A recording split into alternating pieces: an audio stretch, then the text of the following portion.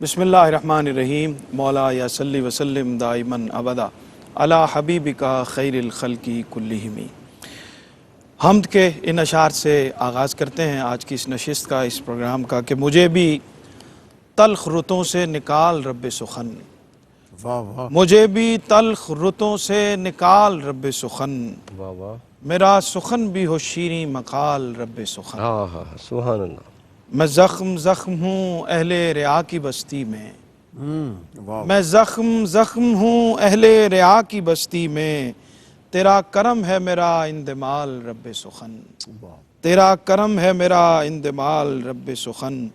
روش روش پہ تیری قدرتوں کے جلوے ہیں، روش روش پہ تیری قدرتوں کے جلوے ہیں، نفس نفس میں ہے تیرا جمال رب سخن، واہ واہ واہ واہ واہ، نفس نفس میں ہے تیرا جمال رب سخن۔ تیری عطا سے ہی میں حمد لکھنے بیٹھا ہوں، واہ واہ، تیری عطا سے ہی میں حمد لکھنے بیٹھا ہوں، وگرنہ میں میری اتنی مجال رب سخن، وگرنہ میں میری اتنی مجال رب سخن۔ کچھ ایسا ورد میری بھی زباں سے جاری ہو، ہاں بروز حشر بھی اٹھوں نہال رب سخن، آمین، بروز حشر بھی اٹھوں نہال رب سخن۔ تیرا شریک بھلا کیسے ہو سکے کوئی، تیرا شریک بھلا کیسے ہو سکے کوئی، تیرے سخن کی نہیں ہے مثال رب سخن، سبحان اللہ۔ تیرے سخن کی نہیں ہے مثال رب سخن، مجھے بھی تلخ رتوں سے نکال رب سخن۔ ناظرین اکرام، شان رمضان کی نعمت افطار ٹرانسمیشن ایئر وائی کیو ٹی وی کے لاہور اسٹوڈیو سے آپ دیکھ رہے ہیں، اور اس وقت ہم پروگرام آپ کی خدمت میں پیش کرتے ہیں جس کا عنوان ہے عظیم لوگوں کے اخلاق۔ رسول کریم صلی اللہ علیہ وآلہ وسلم اور آپ کی ذات والا صفات سے فیض یافتہ اصحاب رسول کے اخلاق کے حوالے سے، ائمہ و مجتہدین کے اخلاق و کردار کے حوالے سے ہم گفتگو کرتے ہوئے آگے بڑھتے جا رہے ہیں، اور آج بھی انشاءاللہ ہم ایک بہت ہی اہم حوالے سے، اہم شخصیات کے حوالے سے، ان کے اخلاق اور ان کے کردار کے حوالے سے گفتگو کریں گے۔ ہمارے ساتھ تشریف فرما ہیں، اور جمعرات جمعہ اور اس دفعہ ایک چھٹی اور حضرت کی ہو گئی، جناب مفتی محمد رمضان سیالوی صاحب ہمارے ساتھ تشریف فرما ہیں، اور یقیناً آپ کی ذمہ داریاں ہمارے علم میں ہیں، اور اس کی وجہ سے کوئی نہ کوئی نغا ہو جاتا ہے، ورنہ آپ ہماری رہنمائی کے اصل میں حضرت ام المومنین سیدہ خدیجہ الکبریٰ، سیدہ عائشہ صدیقہ رضی اللہ عنہا اور سیدہ کائنات کے حوالے سے محکمہ اوقاف ایک مستقل کانفرنس رمضان میں منعقد بالکل صحیح، ظاہر ہے اس میں حاضری بھی ذمہ داری بھی ہے اور سعادت بھی ہے، بے شک ایسا ہی ہے، لیکن بہرحال ہم نے آپ کو یاد کیا، آپ کو محسوس کیا، آپ کی کمی کو۔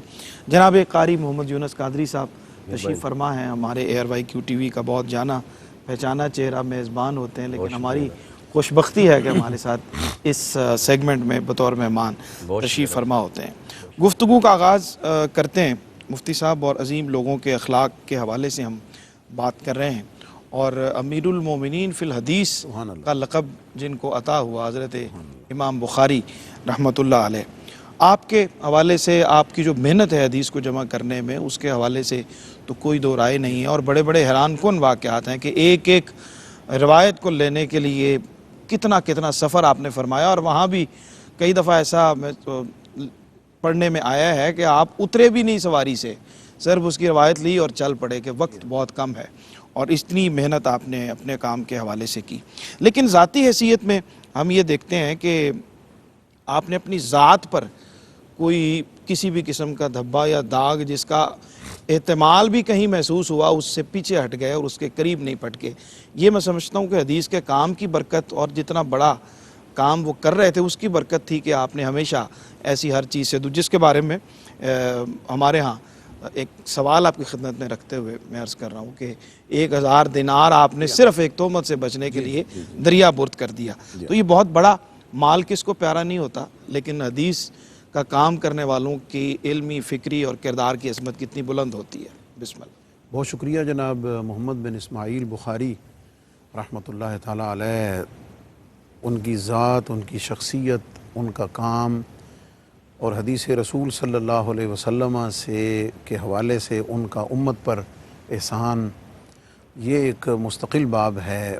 آپ کی شخصیت، خدمات، مقبولیت اور ان سارے پہلوؤں سے ظاہر ہے وہ ہمارا موضوع نہیں ہے، ورنہ اگر ان کی شخصیت، ان کی خدمات پر اگر ہم بات کریں تو وہ بہت طویل ہو سکتی محنت حیران کن ہے حدیث کو جمع کرنا، بے شک۔ اور اس میں یہ یاد رہے کہ وہ محنت ان وسائل اور ذرائع اسفار کی قلت کے دور میں، اللہ اکبر، جبکہ سفر آج کی اس طرح میں نہیں تمام تھے، تر کلفتیں، تمام تر مشکلات اور وقت کتنا لگتا ان تھا۔ ساری چیزوں میں یہ ہوتی ہے۔ آج چونکہ ہم حضرت سیدنا امام بخاری رحمۃ اللہ علیہ کی شخصیت کے حوالے سے ایک خاص واقعہ کے تناظر میں جی، ہم ایک خاص بات کرنے لگے ہیں، اس لیے ہم اسی پہ فوکس رکھتے ہیں۔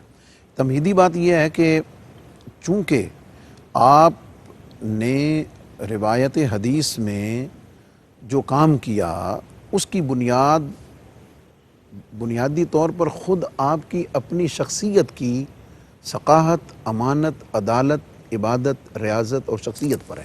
ٹھیک ٹھیک، ورنہ اگر اس پہ کوئی حرف آ جائے، کوئی تہمت لگ جائے اور کردار پہ اگر دھبا آ جائے تو اس کے نتیجے میں وہ عظیم کام جو آپ سر انجام دے رہے تھے یا جو دیا وہ بذات خود مشکوک ہو جانا۔ یعنی دین کا کام کرنے والے اپنے ذاتی یہ اعمال پر بھی نظر رکھتے ہیں۔ میں بالکل اسی طرف عرض کرنے یہ لگا important تھا چیز۔ کہ پہلا سبق تو اس واقعہ کے بیان سے پہلے یہ ملتا ہے کہ جو مناصب دینیہ کے لوگ ہیں، جو دینی مناصب کے یا بلکہ اسپیشلی دینی مناصب کا ذکر کیا، ورنہ ہر صاحب منصب جو بھی عزت اور وقار کی جگہ پر ہے اسے اس بات کا خود ادراک اور احساس ہونا چاہیے کہ وہ ہر اس کام سے اجتناب کرے کہ جو اس کی شخصیت کو اور اس کے منصب کو اور اس کے کام کو ڈیمیج کر دے، وہ اس کا ہر عمل جو ہے وہ جانچا اور پرکھا جا رہا رکھا ہے۔ جا رہا ہے۔ وہ نہیں دیکھ رہا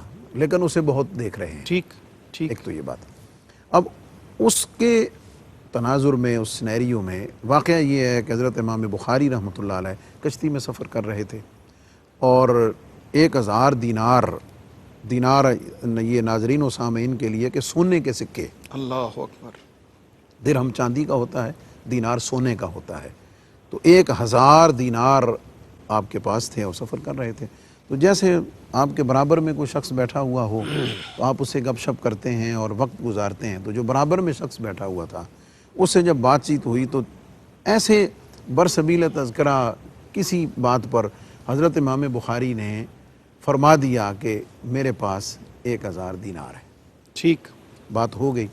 وہ شخص بڑا شاطر تھا، ہوں، تھوڑی دیر گزری تو اس نے یہ شور مچانا شروع کر دیا کہ میرا 1000 دینار تھا وہ گم ہو گیا، اللہ اکبر، اور کشتی میں ہے، ظاہر ہے کشتی والوں میں سے کسی میں ہے۔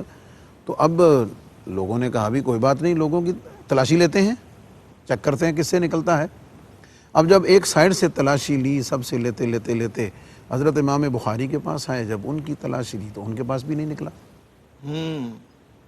پورے مسافروں کی تلاشی لے لی گئی تو کسی سے وہ 1000 دینار دستیاب نہیں ہوا اور نتیجتاً وہ خود جھوٹا قرار پایا۔ ٹھیک، سفر ختم ہوا، جب باہر نکلے تو وہ شخص آپ کے ساتھ ہو لیا اور پوچھنے لگا حضور مجھے نا سمجھ نہیں آئی کہ 1000 دینار آپ نے فرمایا، آپ جھوٹ تو نہیں بول سکتے، تلاشی لینے پہ وہ 1000 دینار گیا کدھر ہے مجھے یہ سمجھ نہیں آئی۔ واہ، تو آپ نے اسے فرمایا کہ بات یہ ہے کہ 1000 دینار میرے پاس تھا، لیکن جب تم نے یہ کہا کہ میرا 1000 دینار گم ہوا ہے اور تلاشی شروع ہوئی تو میں نے وہ 1000 دینار چپکے سے دریا میں پھینک دیا، اللہ اکبر، اللہ اکبر، ضائع کر دیا، واہ، اس وجہ سے کہ جب تلاشی ہوگی میرے سے 1000 دینار نکلے گا، جو کشتی میں موجود لوگ ہیں وہ سب سمجھیں گے کہ یہ 1000 دینار میں نے چوری کیا ہے تو مطلب اور یہ چوری کی تہمت میرے اوپر لگے گی، اور میں کبھی بھی نہیں چاہتا کہ میرے اوپر یہ چوری کی کیا تہمت بات، لگے۔ اور ظاہر ہے اس کی بیک گراؤنڈ میں کیا ہے، میں اس کو ریلیٹ کرتا ہوں نبی پاک علیہ الصلوۃ والسلام کی حدیث پاک سے۔ حضور علیہ السلام نے فرمایا ہے حدیث پاک کہ اتقوا مواضع التہم، یہ ایک بہت بڑا اخلاقی ادب ہے اللہ اکبر. بہت بڑا لیسن ہے، بہت بڑی سیکھنے اور سمجھنے کی بات ہے. حضور علیہ السلام نے فرمایا کہ تہمت کی جگہوں سے بچو. اللہ اکبر. یہ ایک معاشرتی اصول ہے ٹھیک. کہ کوئی بھی ایسا کام مت کرو، کوئی بھی ایسا لباس مت پہنو، کوئی بھی ایسی مجلس اختیار مت کرو، کسی ایسے دوست کے ساتھ، ایسے شخص کے ساتھ دوستی نہ لگاؤ، کوئی ایسا کام اختیار نہ کرو، کسی ایسی جگہ پر نہ جاؤ، کسی ایسے مقام پر نہ جاؤ، کسی ایسی مجلس میں نہ جاؤ، کسی ایسی محفل میں نہ جاؤ کہ جہاں جانے سے تمہارا عقیدہ، تمہارا نظریہ، تمہاری شخصیت، تمہارا مشن، تمہارا منصب، تمہارا کاز اس کے اوپر داغ لگتا ہو، کیا بات. دھبا لگتا ہو. آج کے دور میں جو میرے مناسب کے دوست ہیں، محافل کے نعت خوان ہوں، قاری ہوں، خطیب ہوں، وہ ہوں، آج کے دور میں انہیں محافل میں جانے سے پہلے، اس کا انتخاب کرنے سے پہلے سوچنا چاہیے کہ وہ مجلس منعقد کرنے والے کون ہیں اور دیگر آنے والے لوگ کون کون سے ہیں، اور کیا مجھے وہاں جانا چاہیے یا نہیں جانا چاہیے. ٹھیک. یہ میں نے اپنے منصب کی مثال دی، ورنہ یہ ہر ایک پر اپلائی ہوتا ہے. بیٹیوں پر اپلائی ہوتا ہے کہ وہ کسی ایسے بازار میں مت جائیں، وہ کسی ایسے کام کو اختیار مت کریں، وہ کسی ایسے کے ساتھ فرینڈشپ مت کریں اعلی حاضر القیاس. صحیح. تو یہ بنیادی طور پر ایک وہ فکر ہے جو حضور علیہ السلام کی حدیث پاک سے کردار کی عظمت کے لیے، کردار کی پختگی کے لیے عطا ہوتی ہے کہ کسی کام کے کرنے سے، کسی وجہ سے اگر آپ کی عزت پر حرف آ رہا ہے، اگر آپ کو اس کے لیے کوئی قربانی بھی دینا پڑتی ہے تو آپ اسے دے دیجئے اور اپنی عزت اور اپنے وقار کو محفوظ رکھیے.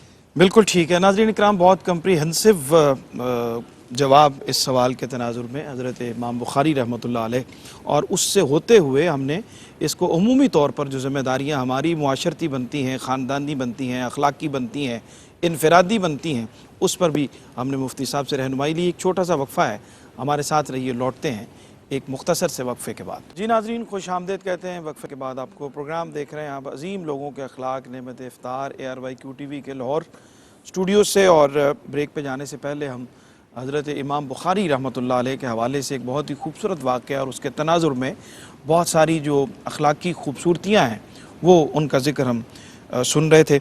قاری صاحب، گفتگو کا آغاز کرتے ہیں، اور ابھی ہمیں جوائن کیا ہے علی صابر جماعتی صاحب نے. ممتاز ثنا خان، آپ کو بھی خوش آمدید کہتے ہیں اور انشاءاللہ کلام آپ سے ابھی لیتے ہیں.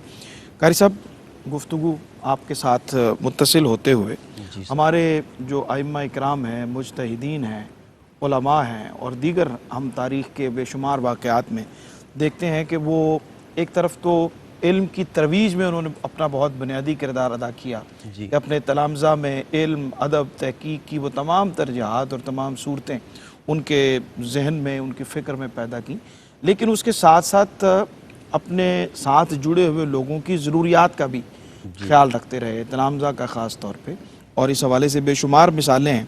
کیا فرماتے ہیں یہ جو پہلو ہے کردار کا کہ ایک طرف تو علم سے مدد کرنا ان کی ذہنی اور فکری، اور دوسرا ذاتی طور پر بھی جو ضروریات زندگی کے لیے ان کی مدد کرنا، کیا فرماتے ہیں؟ ڈاکٹر صاحب، سب سے بڑھ کر تو یہ ہے کہ ہمارے آئمہ نے جو کام کیا ہے قرآن و حدیث کے حوالے سے، اور جو موتی انہوں نے پوری دنیا کے اندر انہوں نے عطا فرمایا ہے، جو نور عطا فرمایا ہے، سب سے بڑا کام تو ان کا علمی یہ ہے کہ الحمدللہ قال رسول اللہ صدائیں انہوں نے بلند فرمائی، اور علم و حکمت کا نور، قرآن و حدیث کا نور لوگوں کے قلب و روح میں اتارا. ٹھیک. اور یہ جس طرف آپ نے اشارہ فرمایا ہے کہ ساتھ ساتھ ان لوگوں کی خدمت بھی کی، مدد بھی کی، معاونت بھی کی، یہ پہلو بھی بڑا قابل غور ہے.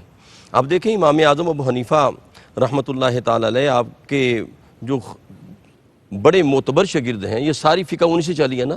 امام ابو یوسف ہیں، امام محمد ہیں، یہ سارے. تو امام ابو یوسف علیہ رحمت جو ہیں، یہ ان کی والدہ ماجدہ لے گئی ایک دکان پہ اور کہا جا کے یہاں معاش تلاش کرو.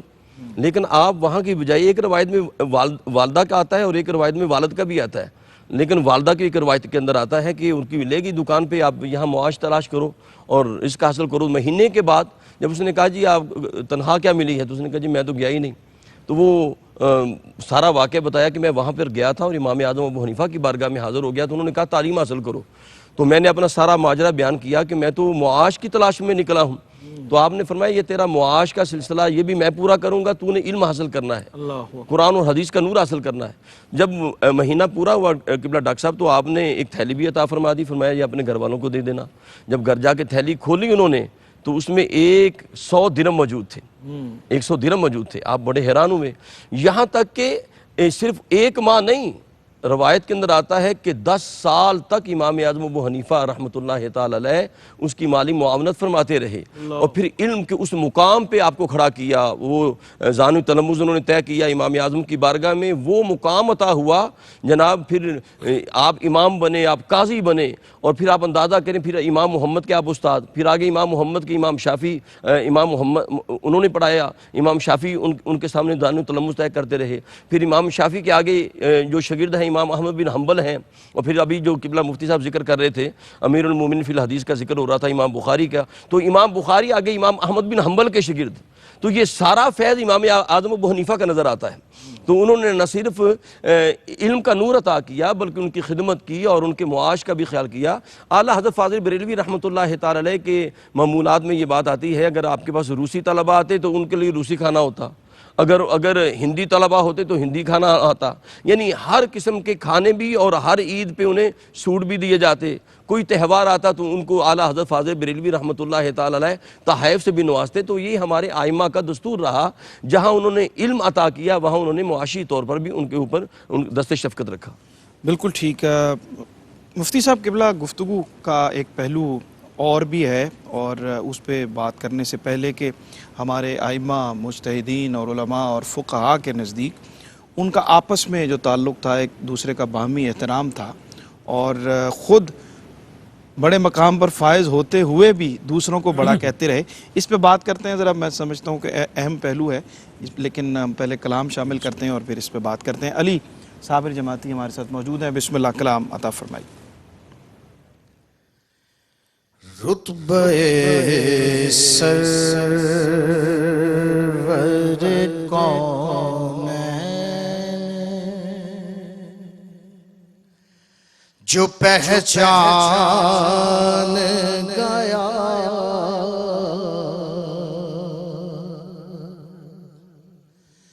رتبہ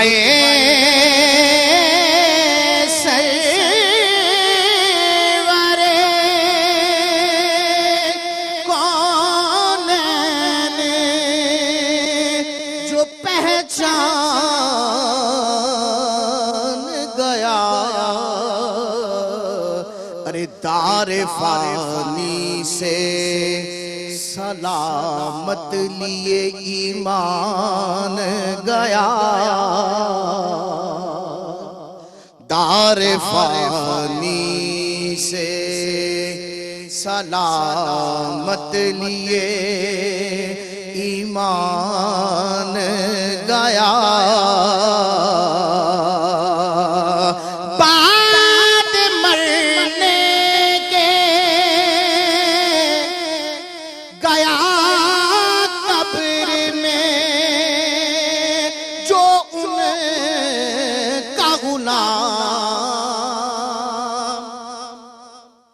بعد مرنے کے گیا قبر میں جو ان کا غلام، رب تعالیٰ کے لیے رحمت و رضوان گیا، اور حشر میں مانا انہیں فائدہ کچھ بھی نہ ہوا، حشر میں مانا انہیں فائدہ کچھ بھی نہ ہوا، ارے مغفرت اس کی ہوئی دنیا میں جو مان گیا، ارے مغفرت اس کی ہوئی دنیا میں جو مان کار فانی سے سلامت لیے ایمان گیا. ماشاءاللہ بارک اللہ. ماشاءاللہ بہت خوبصورت کلام عطا فرمایا آپ نے مفتی صاحب. میں نے کلام سے پہلے آپ سے عرض کیا تھا، اور رضوان بن محمد بن یوسف عقبی، محدث عقبی جن کو کہا جاتا ہے، اور آپ بڑے ہیں عمر میں، علم و مرتبے میں، بہت ساری آپ کی کتب اور بہت ساری تصانیف ہیں. اور ابن حجر سے نے جواب دیا جب پوچھا گیا مرتبے میں کون بڑا ہے، تو آپ نے کہا کہ عمر میں بڑا ہوں. تو مرتبے میں جو ہیں ابن حجر مقام و مرتبے میں بڑے ہیں. یہ جو علم و مرتبے اور مقام کا دوسرے تک توازن قائم کرنا اور کہنا کہ وہی بڑے ہیں، یہ بھی بہت کم ہے ہمارے ہاں. بنیادی طور پر ڈاکٹر صاحب علم جو ہے نا وہ اپنے کمال، معراج اور برکات اور نوافع کی منزل کو اسی وقت پہنچتا ہے جب اس کے کچھ تقاضوں کو پورا کیا جائے. ٹھیک. اس کے تقاضوں میں سے ایک بڑا تقاضا یہ ہے کہ اگر کوئی علم میں آپ سے بڑا ہے، جی، خدمات میں دینی خدمات میں، علم میں آپ سے بلند ہے، عمر میں وہ آپ سے چھوٹا بھی ہے نا، تو آپ نے اس کا جو علمی مرتبہ ہے نا، آپ نے اس کو سامنے رکھتے ہوئے اپنی کمائیگی کا اعتراف کرنا ہے. واہ، مشکل کام ہے ویسے. یہ بہت مشکل کام ہے، اور میرے خیال میں ہر زمانے میں موجود ہر وہ شخص جس کے لیے اس کا علم فتنہ بنا ہے، آزمائش بنا ہے، ٹھیک. اس کے اسباب میں سے ایک یہ بھی ہے کہ اس نے اپنے سے بڑے کے علم کی عظمت کو تسلیم نہیں کیا ہوا ہے. اللہ اللہ. اس کے لیے خاص ٹرم عربی میں استعمال ہوتی ہے تعلی کی، تعلی کی یعنی خود پسندی کی. تو یہ جو واقعہ ہے حضرت محدث عقبی رحمۃ اللہ علیہ، آپ مصر قاہرہ کے محدث ہیں، امام اور شافعی ہیں، اور بہت بڑے امام اور بہت بڑے محدث ہیں. اور حضرت ابن حجر عسقلانی، اللہ اکبر، ان کی خدمات اور ان کی شخصیت، ان کا علم، ان کی شخصیت میں چاہتا ہوں کہ ہم کچھ نہ کچھ ضرور کلام کریں. ان کا جو علمی مقام و مرتبہ ہے اس پہ آپ سے سنتے ہیں، لیکن ایک چھوٹا سا وقفہ ناظرین ہمارے ساتھ رہیے، اور امام حجر عسقلانی کے حوالے سے، ان کی شخصیت کے حوالے سے انشاءاللہ مفتی صاحب سے رہنمائی لیتے ہیں. جی ناظرین، خوش آمدید کہتے ہیں وقفے کے بعد آپ کو. پروگرام دیکھ رہے ہیں آپ عظیم لوگوں کے اخلاق. بریک پہ جانے سے پہلے مفتی صاحب سے گزارش ہے کہ وہیں سے گفتگو کا سلسلہ جوڑیے جہاں سے ٹوٹا تھا. امام حجر علامہ ابن حجر عسقلانی علوم الحدیث میں امام مانے گئے. ٹھیک. اور علوم الحدیث یعنی حدیث اور اصول الحدیث، یہ دونوں اس میں مراد ہوتے ہیں.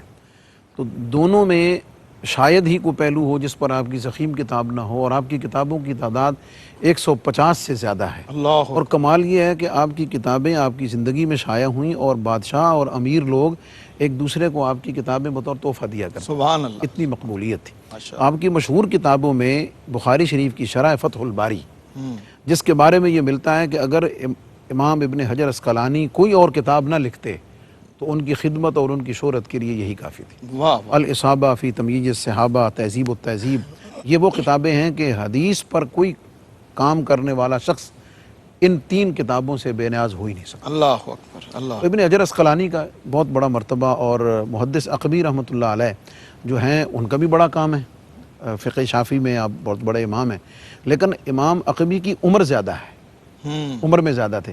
تو کسی نے امام عقبی سے پوچھا کہ آپ بڑے ہیں یا ابن حجر عسقلانی بڑے ہیں؟ یعنی سوال تو علم و مرتبے کا علم و پوچھا مرتبہ گیا. کا. تو آپ نے فرمایا بھی عمر میں بڑا ہوں، اللہ اکبر. اللہ. عمر میں بڑا ہوں، لیکن مرتبے اور مقام میں ابن حجر عسقلانی مسلم. اس کی اصل کیا ہے؟ ایک مرتبہ حضور علیہ السلام کے چچا حضرت سیدنا عباس رضی اللہ عنہ اللہ. آپ سے پوچھا واہ گیا واہ واہ. سبحان اللہ. کہ حضور علیہ السلام بڑے ہیں یا آپ بڑے ہیں؟ واہ واہ مفتی. اس کے جواب میں حضرت عباس رضی اللہ تعالیٰ عنہ نے فرمایا بھی عمر میں بڑا کیا ہوں، بات. لیکن ویسے ہر حال میں بڑے. سبحان اللہ. سبحان اللہ. کیا خوب. واہ واہ واہ. سبحان اللہ. اچھا قاری صاحب، امام اعظم ابو حنیفہ رحمۃ اللہ علیہ جو امام ہیں فقہ کے اور بلا شرکت غیر امام ہیں، ان کے ہاں بھی ہمیں یہ تسلسل نظر آتا ہے کہ اپنے جو ہمسائے ہیں اور اپنے قریب والے لوگ ہیں ان کی خبر گیری کرنا اور ان کے کام آنا، ان کی مشکلات میں ان کی ضرورت کو پورا کرنے میں بھی آپ پیش دکھائی دیتے ہیں. بلکہ ایک واقعے میں تو ملتا ہے کہ غیر مسلم پڑوسی کو بچانے کے لیے، چھڑوانے کے لیے کوتوالی کے پاس خود بنفس نفیس تشریف لے گئے، کیا فرماتے ہیں؟ ڈاکٹر صاحب، امام اعظم ابو حنیفہ رحمۃ اللہ تعالی علیہ کے ایک پڑوسی تھا اور وہ شرابی تھا، یہ عیب اس کے اندر موجود تھا، اور وہ شراب پینے کے بعد بڑا گلگپارہ کرتا اور آوازیں بلند کرتا، لوگ اس سے بڑے تنگ تھے۔ واللہ عالم کسی نے شکایت کی یا کچھ وہاں سے پولیس کے لوگ گزرے تو انہوں نے اسے پکڑ لیا، پکڑ کے جا کے تھانے میں کوتوالی میں بند کر دیا۔ جب بند کر دیا تو امام اعظم ابو حنیفہ، اور یہ اکثر وہ جملہ کہا کرتا تھا کہ میری لوگوں نے قدر نہیں کی، میری لوگوں نے قدر نہیں کی، قدر تیری کیا کرتے تو شراب پیتا ہے، لیکن یہ جملہ کہا کرتا تھا۔ تو امام اعظم ابو حنیفہ نے جب دیکھا کہ وہ نہیں ہے تو پتہ چلا تو وہ خود ہی کوتوالی تھانے چلے گئے، تشریف لے گئے خود ہی، تو کہا کہ اس کو چھوڑ دو، اور کہا کہ ما رأیت الا فی خیر، میں نے اس میں خیر دیکھی ہے، یہ اس میں عیب تھا، یہ عیب ہے۔ جب امام اعظم ابو حنیفہ جیسی شخصیت آئی تو انہوں نے سب کو چھوڑ دیا، لیکن جب اسے پتہ چلا کہ امام اعظم خود بنفس نفیس کوتوالی تھانے تشریف لے آئے تو آپ نے جناب فوراً توبہ کی آپ کی بارگاہ میں، اور پھر ساری زندگی شراب نہیں پی۔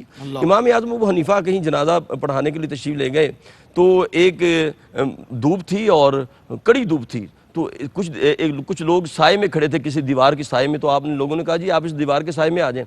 فرمایا میں نے اس جو گھر والا ہے یہ میرا مقروض ہے، تو میں اگر اس کی دیوار کے سائے میں کھڑا ہو گیا کہیں یہ سود ہی نہ ہو جائے، تو آپ وہاں بھی کھڑے نہیں ہوئے۔ اللہ ان لوگوں کی بڑی باتیں۔ اللہ اکبر۔ حضرت آخری سوال، اور وقت کی بہت زبردست جو ہے وہ آپ کی خدمت میں، آپ جانتے ہیں ساری معاملات کو۔ ملا جیون رحمۃ اللہ، سوالات میرے پسندیدہ سوالات ہیں۔ ہاں، ملا جیون رحمۃ اللہ علیہ کے حوالے سے ابھی آپ نے ذکر کیا کہ 150 کے قریب کتب جو ہیں وہ امام حجر اسقلانی رحمۃ اللہ علیہ، دیگر بھی ہمارے جتنے، لیکن ان کے ہاں یہ ہوتا تھا کہ کسی نہ کسی کے کہنے پر، کسی نے کوئی سوال کیا، کسی نے کوئی فرمائش کی، علم کے دریا اور سمندر تھے اور ان کے سوال کے اوپر کتاب لکھنی شروع کر دی، یعنی خود مصنف کہلوانے کے لیے نہیں بلکہ لوگوں کی ضرورت کو پیش نظر رکھ کر لکھتے تھے، کیا فرماتے؟ اس کی ایک اصل تو حضور سیدنا داتا گنج بخش علی اجمیری علیہ الرحمہ نے کشف المعجوب خود حضرت شیخ ابو سعید رحمۃ اللہ علیہ کے بے شمار مثالیں لکھی ہیں، اور حضرت شیخ احمد جن کا لقب ملا جیون، ملا آپ کہہ لیجئے کہ اپنے زمانے کا علم کا سب سے بڑا ڈگری اور سب سے بڑی ایک ٹائم میں، ٹھیک، ملا جامی رحمۃ اللہ علیہ۔ تو آپ اورنگزیب عالمگیر کے استاذوں میں سے ہیں، اچھا، اور اپنے زمانے کے بڑے متبحر عالم دین تھے۔ آپ کی کتاب تفسیرات احمدیہ جو فقہی آیات کی تفسیر ہے، ٹھیک، وہ اتنی اتھینٹک ہے کہ کوئی بھی عالم درس نظامی پڑھنے والا اسے بے نیاز نہیں ہو سکتا۔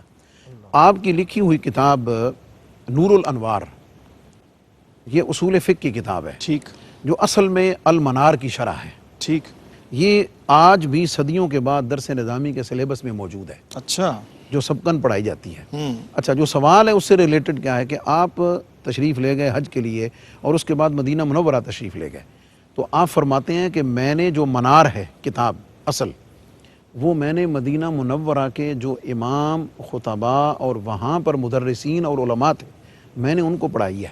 اللہ اکبر۔ اور آپ کے اعمال میں ملتا ہے کہ آپ جب یہ المنار پڑھاتے تھے تو حضور علیہ السلام کے اس منبر مبارک پر بیٹھ کر پڑھاتے تھے، سبحان اللہ، اور مدینے کے تمام علماء مسجد نبوی شریف میں بیٹھ کر آپ سے انہوں نے یہ المنار پڑھی، اور سبحان اللہ، وہ پھر اس کو جو ان کی خواہش پر، یعنی مدینہ منورہ کے علماء اور ائمہ کی فرمائش پر جو آپ نے یہ تقریرات کی اور المنار کی شرح بیان فرمائی، انہوں نے آپ سے فرمائش کی کہ حضور آپ کہ یہ جو ارشادات ہیں، یہ جو تشریحات ہیں، آپ اس کو کتابی شکل میں درج کریں۔ کیا کہنے، تو یہ اس کتاب کی عظمت، حضرت شیخ ملا احمد جیون کی عظمت، اور اس کے ساتھ یہ پہلو کہ جو تربیت کا پہلو ملتا ہے وہ یہ ہے کہ آپ اگر کوئی کام تحریری یا تصنیفی کرتے ہیں تو اس میں اپنے آپ کو مصنفین یا آتھرز کی لسٹ میں ڈالنے کے لیے نہیں، بلکہ دین کی یا مخلوق کی خدمت کرنے کے لیے اور علوم الاسلامیہ کی خدمت کرنے کے لیے آپ اس کو کیا کہہ رہے ہیں۔ بہت شکریہ جناب مفتی محمد رمضان سیالوی صاحب، جناب قاری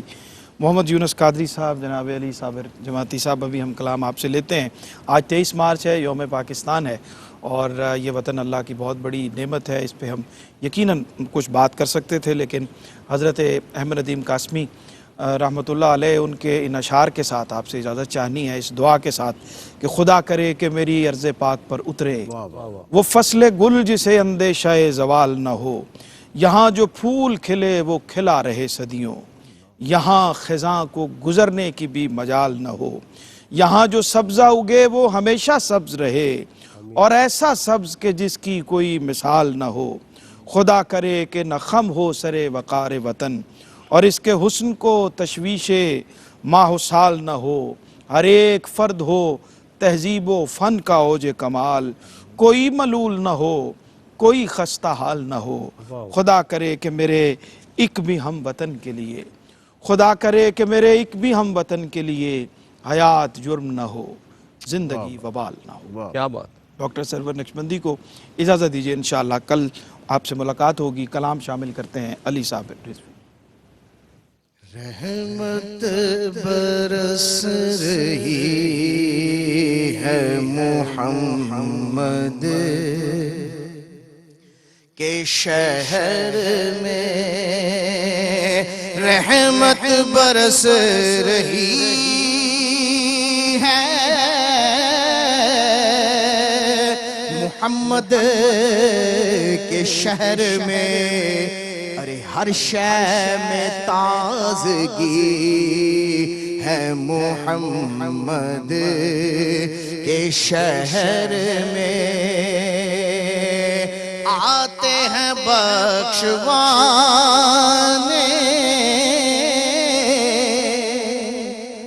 گناہوں کو گناہگار، آتے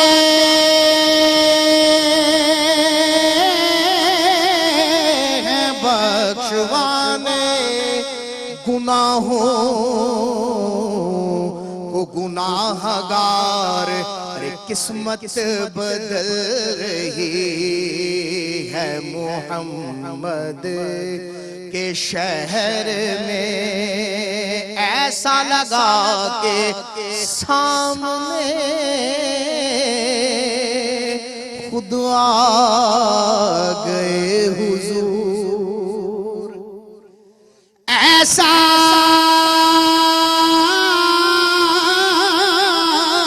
لگا کہ سامنے خود آ گئے حضور۔ ایک نعت جب پڑھی ہے محمد کے شہر میں، دولت سکون کی ہر جگہ ہم ڈھونڈتے رہے، دولت سکون کی ہر جگہ ہم ڈھونڈتے رہے، آخر یہ مل گئی ہے محمد کے شہر میں۔